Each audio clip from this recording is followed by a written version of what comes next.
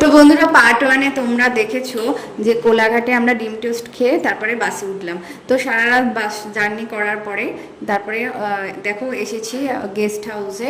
এই দেখো হোটেলে চলে এসেছি। হোটেল বুকিং আমাদের আগে থাকতেই ছিল। তারপরে হোটেলের রুমে ঢুকে পড়েছি। দেখো এটা আমাদের রুম।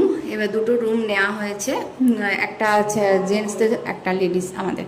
তো আমরা আমাদের মতন করে ভীষণ আনন্দ করছি ঘরের মধ্যে। তারপরে যাচ্ছি স্নানে। সকালবেলায় বেরিয়ে পড়েছি স্নান করার জন্য। সমুদ্রে স্নান না করলে কি আর হয় বলো, কখন সমুদ্রে যাব সেটাই মন একদম ছটফট করছিল। তো টিফিনটা করে চলে গেলাম। তো লুচি আর আলু তরকারি দিয়েছে, ভীষণ সুন্দর লাগলো সকালে টিফিনটা করে। তারপরে গেছি সমুদ্রে। তো আজকে অম্বুবাচী লেগেছে, তাই জন্য আজকে ভীষণ জোয়ার। দেখো, তো ওল্ড দীঘা স্নান করা চলে এসেছি। এবার দুপুরে দেখো দিয়েছে ভেজ ডাল, আলু চিপস, পটল চিংড়ি আর দই কাতলা চাটনি পাবো। তো প্রার্থী দেখার জন্য আমার চ্যানেলটিকে সাবস্ক্রাইব করে